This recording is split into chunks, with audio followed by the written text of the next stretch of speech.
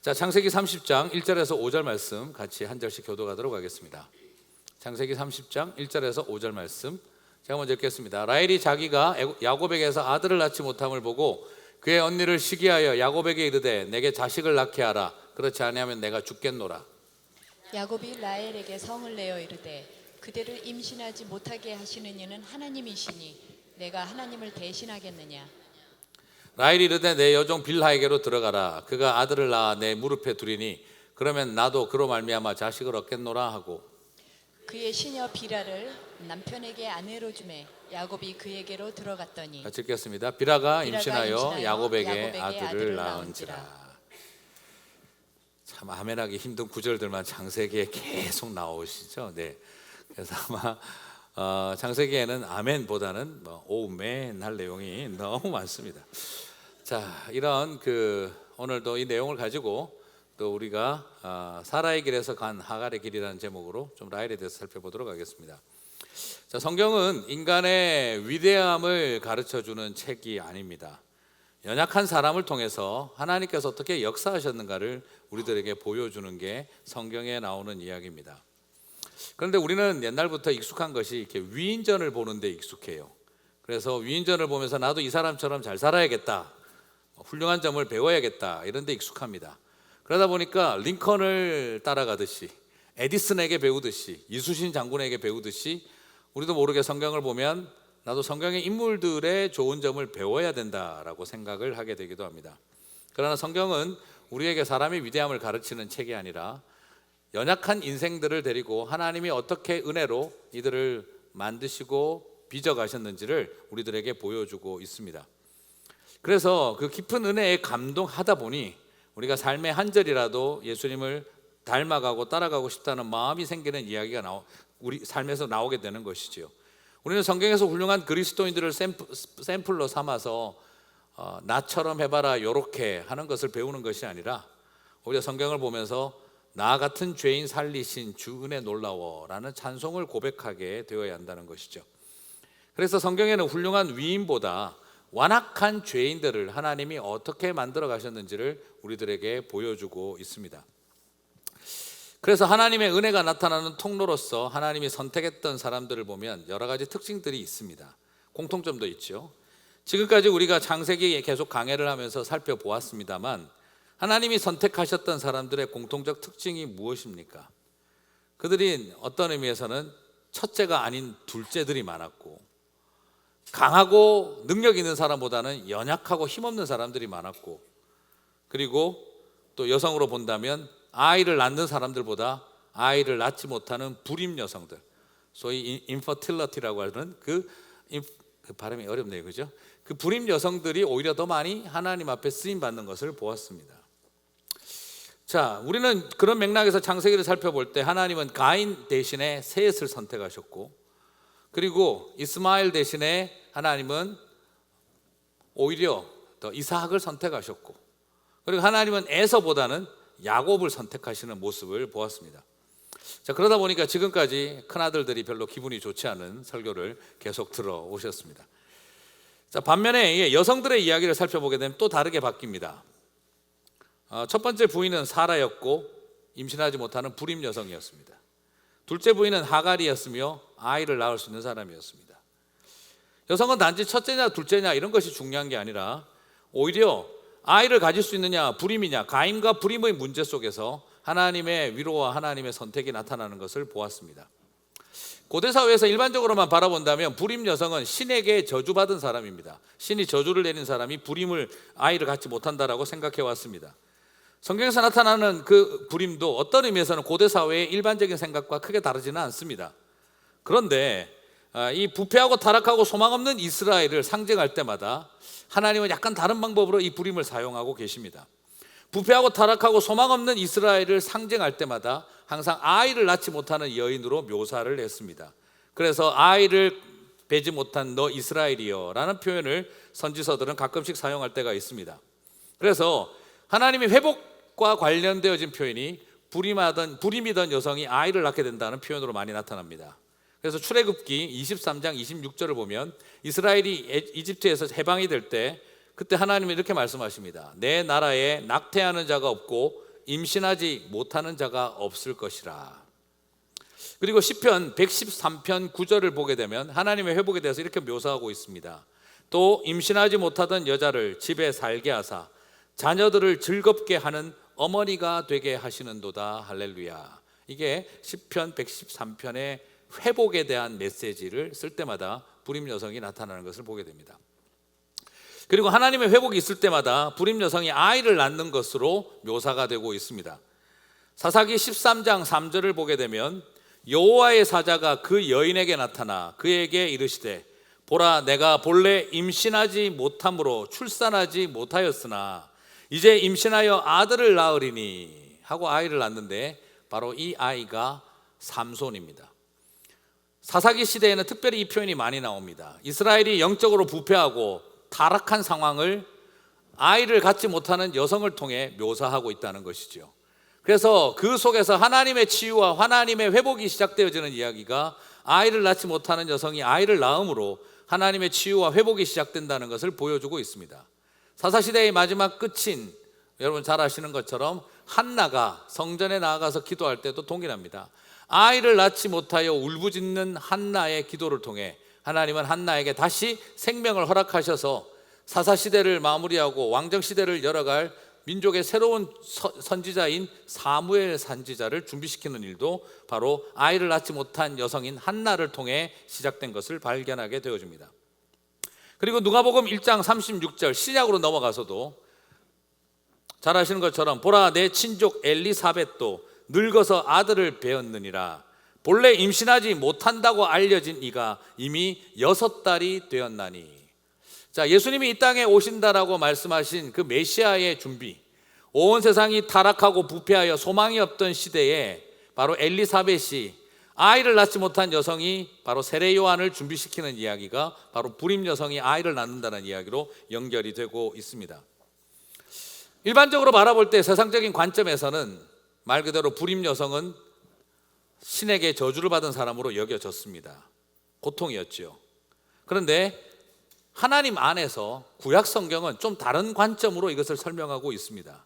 그 여인들이 죄가 많아서 그런 것이 아니라 이 세상에 이스라엘이 부패하고 타락하여 하나님을 떠나고 여자의 후손을 이어갈 자격이 없을 그런 이스라엘의 모습을 상징할 때 아이를 갖지 못한 여성을 통해 이스라엘의 영적 상태를 설명했다는 것이죠.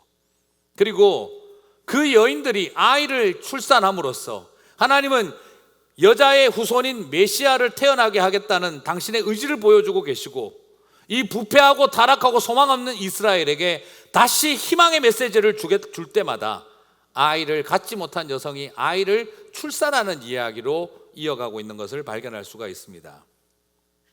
그러므로 불임 여성은 세상적으로는 가장 저주받은 여성이나 하나님 안에서 이 불임 여성들은 패역한 이스라엘의 죄와 그리고 이스라엘의 고통을 자신의 몸에 다 끌어안고 바로 이 세상에 이 한많은 여성들을 통해 하나님의 치유와 회복이 나타나는 통로로 이 불임 여성들을 사용하고 있는 것을 우리는 발견하게 되어집니다. 사실 이 이야기는 믿음의 조상 집안의 3대에 걸친 이야기입니다. 여러분 생각해 보시겠습니까? 믿음의 조상 집안이면 애를 많이 낳아야 되겠죠? 그런데 믿음의 조상 집안은 불임 이야기가 가득 차 있습니다. 이미 잘 알고 계신 것처럼 사라는 아이를 낳지 못했습니다. 그랬다가 맨 인생 노년에 이삭을 출산을 하죠. 그리고 또한 리브가도 불임 여성으로 여겨졌습니다. 에서하고 야곱을 잘 출산했는데 왜 그렇게 여겨졌을까? 그렇지 않습니다. 쌍둥이를 출산하기 전 리브가는 아이를 낳지 못하는 여인으로 여겨졌습니다. 그래서 오랫동안 아이를 낳지 못했다가 이삭이 간구하여 아이를 얻게 됩니다. 창세기 25장 11절을 보면 이삭이 그의 아내가 임신하지 못하므로 그를 위하여 여호와께 간구하매 여호와께서 그의 간구를 들으셨으므로 그의 아내 리브가가 임신하였더니. 리브가도 어떤 사람으로 여겨져 있습니까? 아이를 낳지 못한 여인이었다라고 창세기 25장 11절은 우리들에게 보여주고 있습니다. 그래서 리브가도 임신이 안 되는 사라와 같이, 시어머니 사라와 같이 임신이 안 되는 불임 여성이었으나 남편인 이삭이 간절히 기도하여 아이를 낳게 됐는데 그 아이가 바로 쌍둥이 에서와 야곱이었다라는 거죠. 자, 그렇다고 한다면 이 믿음의 조상 집안이 이래에 걸쳐서 불임 여성들을 통해 믿음의 여자의 후손을 이어갈 후손들을 얻었습니다. 사라가 죄가 많은 사람인가요? 리브가가 죄인이었습니까? 그렇지 않습니다. 바로 이 두 사람은 패역한 그 시대에 모든 아이를 낳을 수 없을 것 같은 그런 시대와 세상을 자신의 몸으로 끌어안았던 하나님의 상징이었습니다. 그리고 그 여인들에게서 아이를 태어나게 함으로 하나님의 구원과 하나님의 회복이 이어져 가고 있다는 것을 우리들에게 보여주고 있는 것이지요. 그렇다고 한다면 믿음의 조상 집안의 3대 집안인 야곱의 집안에도 자연스럽게 불임의 이야기가 이어질 것을 예상할 수가 있습니다. 실제로 어떻게 됐습니까? 누가 불임이었죠?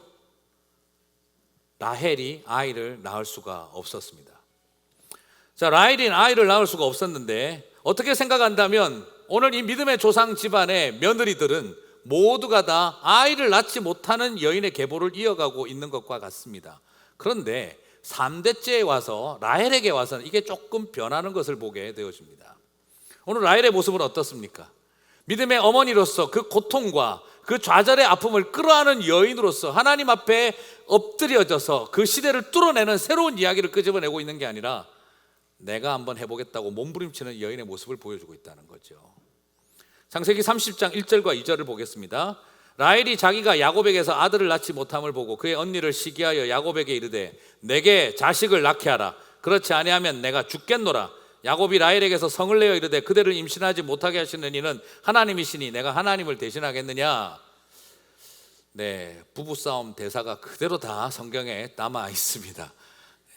이렇게 싸우는구나, 남들도 그렇게 느껴지시죠?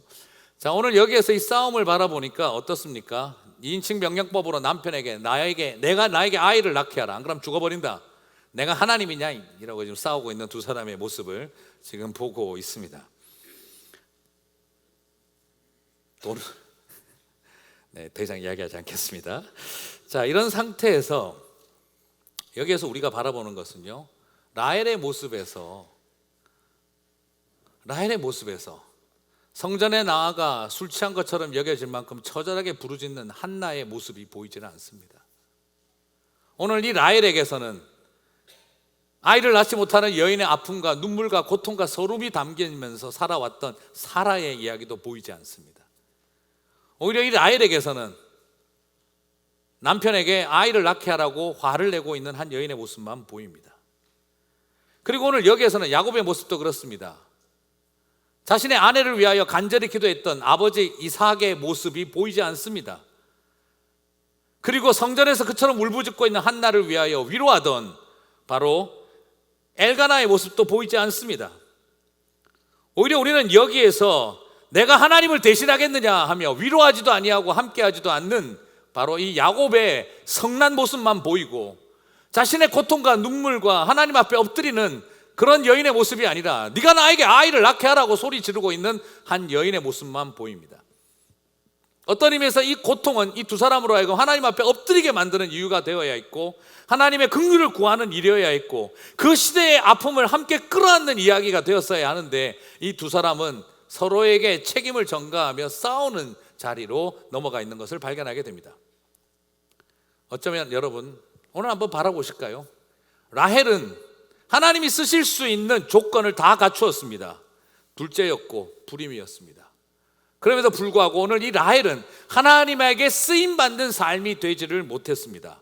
그것이 아니라 내 힘으로 내가 아이를 낳을 것이고 내가 내 종을 갖다 대어서라도 내가 아이를 얻을 것이고 나는 내 언니에게 이기고야 말리라 라고 하는 강력한 싸움을 벌이고 있었습니다.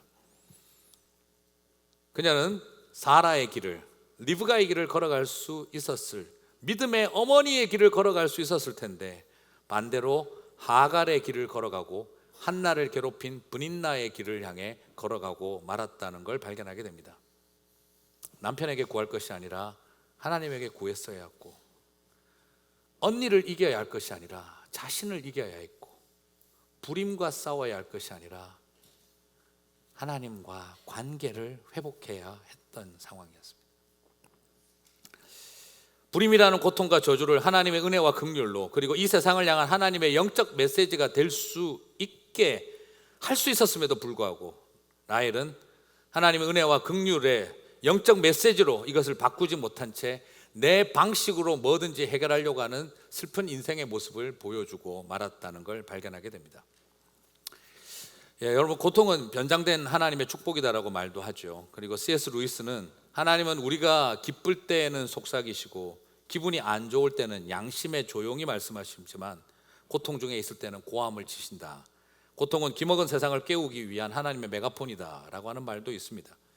하지만 이런 멋진 말들을 우리가 알고 있고 고통 가운데 뜻이 있다라고 다 말들을 하지만, 그러나 사실 정작 고난과 고통의 의미를 찾아가지는 못할 때가 많습니다. 영적 의미로 존재하지 못하고 그 고난이 결국에는 육적인 고생으로만 끝나는 경우가 많이 있습니다. 고생해서 안쓰러운 것이 아니라 그 고통 속에서 아무런 의미를 발견하지 못하고 있기 때문에 더 안쓰러울 때가 있습니다. 고생이 안쓰러운 것만이 아니라 고생이 우리 인생의 의미가 되지 못할 때, 그때가 안쓰러운 것이죠. 여러분, 인생을 살아가면서 고통 없이 산다는 건 불가능합니다.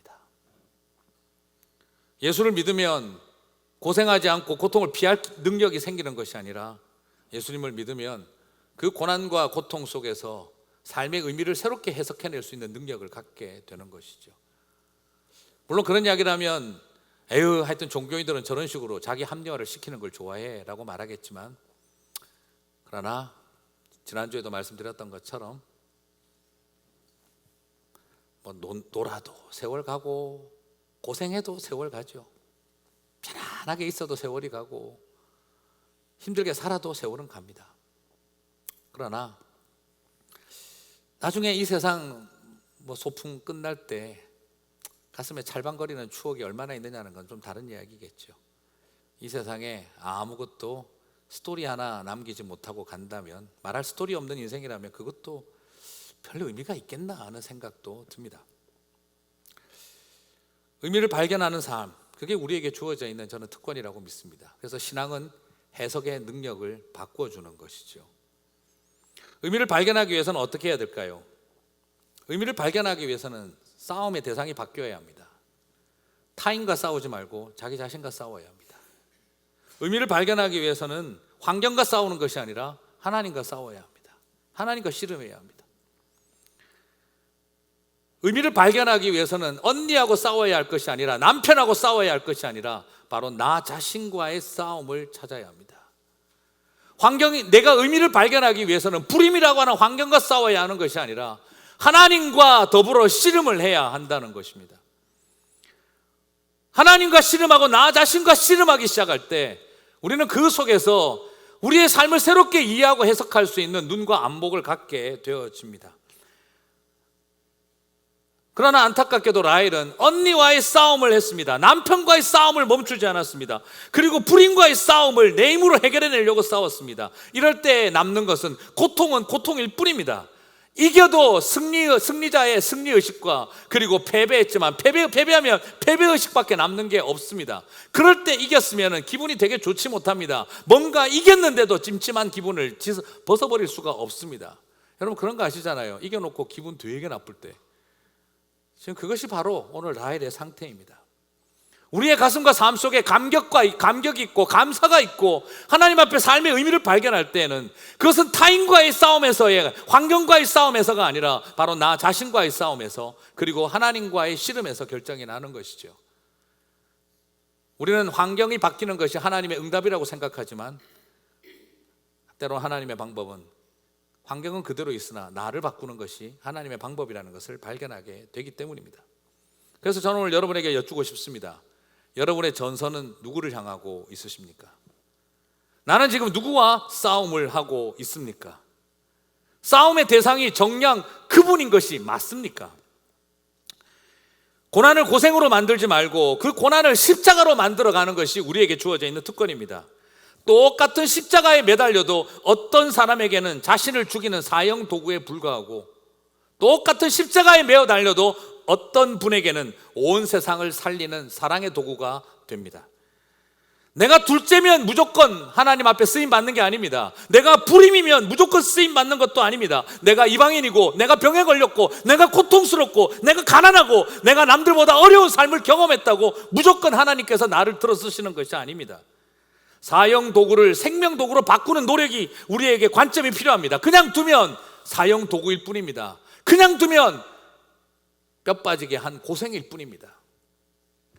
사랑하는 성도 여러분, 뼈 빠지게 고생하다가 뼈가 녹도록 편안하게 사는 것이 우리 인생의 목적이 아니라 뼈 빠지게 한 고생도 삶의 의미를 찾아내는 것이 우리에게 주어져 있는 이유이고 목적입니다.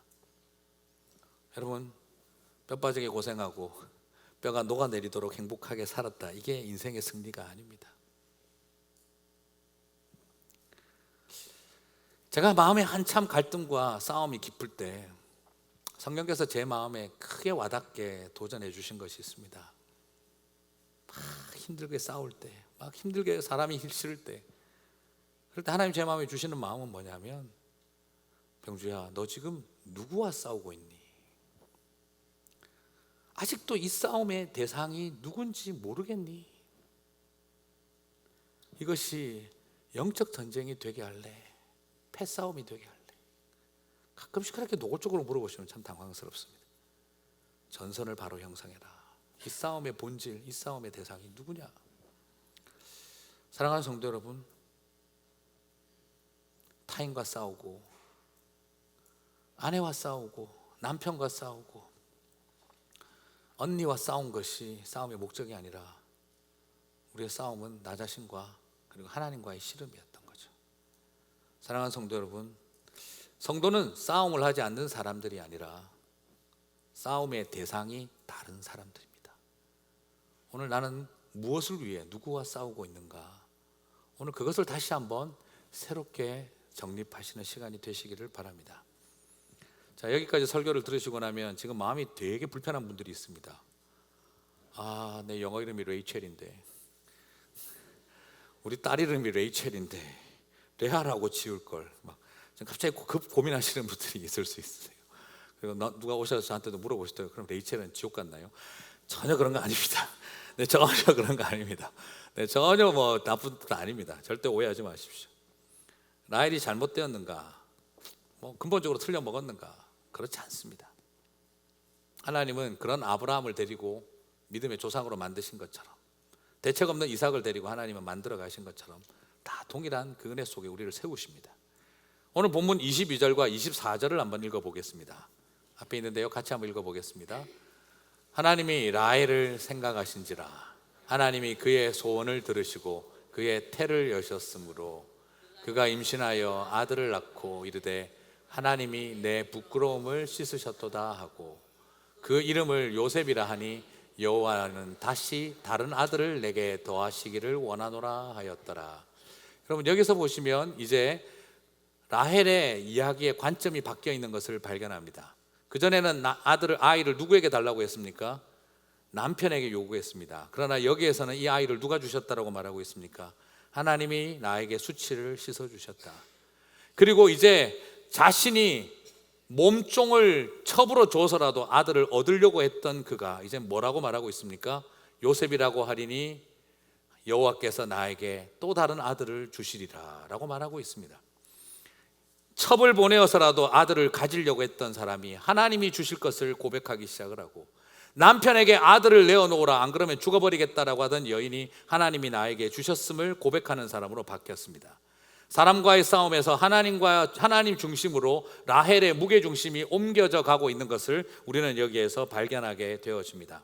사랑하는 성도 여러분, 전환점은 여기에서 일어납니다. 라헬은 지금까지 그 수없는 처절한 싸움을 펼쳐오면서 내 힘으로 하려고 하고 내가 원하는 바들을 고집하고 살아왔던 자리에서 이제 하나님이 내 수치를 씻어주시고 그리고 하나님이 나에게 또 다른 아들을 주실 것이라는 고백과 함께 그녀가 나아가고 있는 것을 발견하게 되어집니다. 사랑하는 성도 여러분, 그 이후로 라헬은 자녀를 잃는 어미의 고통과 부활의 상징을 소망하는 복음의 의미로 나타나게 됩니다. 왜냐? 둘째 아이 베냐민을 낳으면서 라헬은 아이 출산과 함께 이 세상을 떠나게 됩니다. 여러분, 이것은 참 굉장한 아픔입니다. 실제로 라헬은 요셉 출산 이후에 베냐민을 낳는데 베냐민을 출산하고 라마라고 하는 곳에서 세상을 떠나게 됩니다. 그래서 라헬은 라마에 묻혔습니다. 자기 손으로 젖도 먹여보지 못하고 그 핏덩어리를 남겨놓고 생을 마감해야 했습니다. 더더구나 지금 자기가 남겨두고 가는 아이들은 요셉과 이제 갓 태어난 베냐민입니다. 지금 자신이 최선을 다해서 싸우면서 아들을 가지려고 했던 그 경쟁 덕택에 10명이나 낳은 아들들은 이제 자기가 낳은 두 아들들에게 엄청난 적대자들이 될 걸 뻔히 보면서 눈을 감아야 했습니다. 나의 인간적인 싸움을 벌려왔던 것이 결국 나에게 허락하신 두 아들을 괴롭게 만드는 도구가 되었구나 생각하니 아마 눈앞이 정말 눈을 감을 수가 없었을런지도 모르겠습니다. 그 고통 속에서 라헬은 얼마나 아픈 이제 믿음을 가지고 이제 다시 하나님 중심으로 돌아서자마자 그녀는 이 모든 것을 마쳐야 할 그런 슬픈 자리에 섰습니다. 그래서 라헬은 자녀를 잃는 어머니, 자녀와 사별을 하고 떠나야 할 엄마, 어린 핏덩어리들을 남겨놓고 이 세상을 떠나야 할 고통과 아픔에 함께 해주고 공감할 수 있는 어머니로서 이제 성경의 자리매김을 하기 시작을 합니다. 그 일이 어디에서 나타납니까? 헤롯 왕이 메시아를 죽이겠다고 베들레헴 땅에서 2살 미만의 모든 아이들을 죽여버렸을 때, 그때 마태복음 2장 17절 18절은 라헬을 언급합니다. 같이 읽겠습니다. 이에 선지자 예레미야를 통하여 말씀하신 바 라마에서 슬퍼하며 크게 통곡하는 소리가 들리니 라헬이 그 자식을 위하여 애곡하는 것이라. 그가 자식이 없으므로 위로받기를 거절하였도다 함이 이루어졌느니라. 여러분, 여기에서 조금 이해가 안 가는 것은 라마에서 슬퍼하며 크게 통곡하는 소리가 들렸다. 라헬이 그 자식을 위하여 애곡하는 것이니라. 이게 바로 뭘 말하느냐면 바로 라마에서 라헬이 베냐민을 낳고 죽을 때 그녀가 울부짖었던 소리를 말하는 것이죠. 그가 자식이 없으므로 위로받기를 거절했다. 이 표현은 얘가 있지 않습니까? 근데 왜 자식이 없다는 표현을 썼는가? 먼저 떠나는 엄마의 마음을 역설적으로 표현해 놓은 것입니다. 핏덩어리들 남겨놓고 떠나가는 라헬의 처절한 울부짖음이 들려오는 것, 그게 바로 라헬은 어떤 의미에서 신앙과 상관없는 사람이 아니라 이 땅에서 가장 고통받는 울부짖는 어미들의 공감의 사람으로 자리를 잡은 것이죠. 실제로 예레미야 31장 15절과 17절을 가봅니다.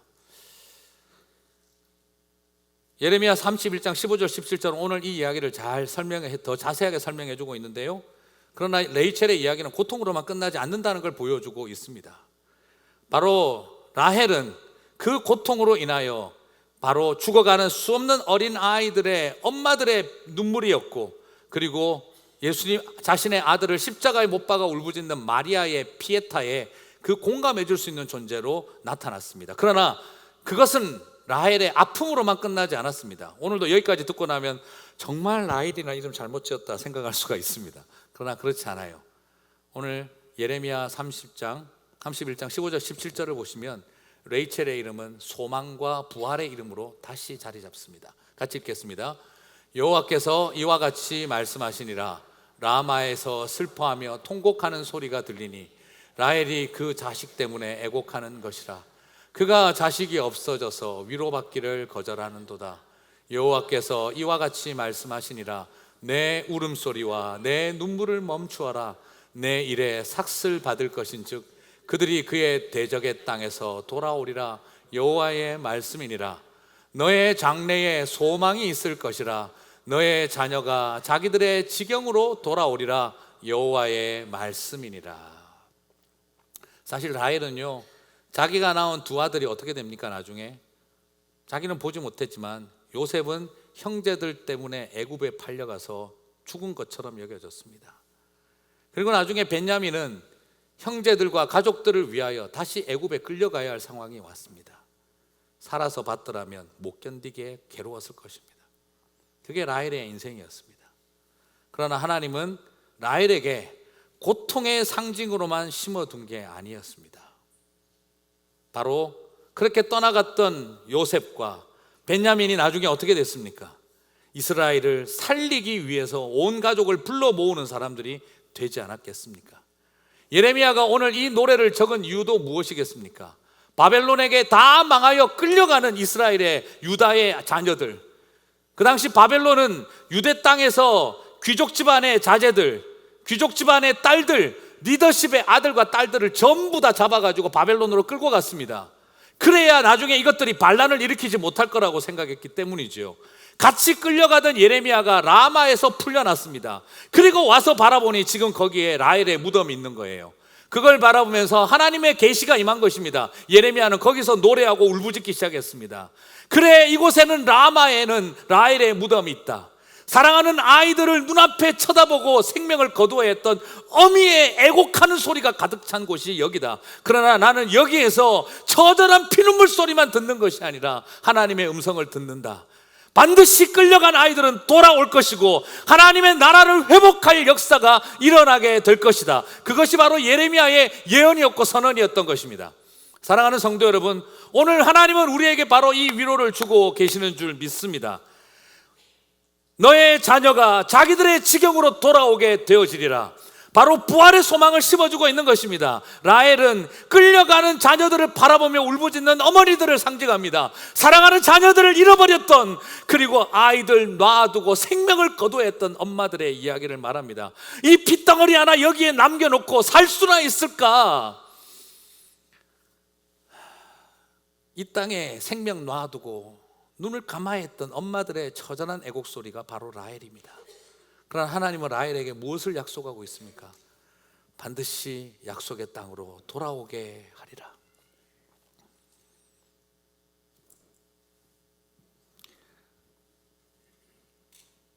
탈북자들이 자신의 사랑하는 자녀를 놔두고 생명을 거둘 때 그들이 하나님 앞에 기도하는 것 딱 하나입니다.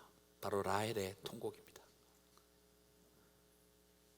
과연 그 일이 이 핏덩어리 이 땅에 하나 남겨두고 이 넓은 중국 땅덩어리에 남겨두고 떠나갈 때 무엇을 기대할 수 있겠어요? 그런데 오늘 하나님은 그 울부짖는 라헬의 어미들에게 자식이 먼저 내 눈앞에 니네 핏덩어리 놔두고 생명을 거둬야 하는 어머니에게 그 울부짖은 다음에 약속하고 있는 게 있습니다. 반드시 네 자녀들이 이 땅으로 다시 돌아오게 하리라.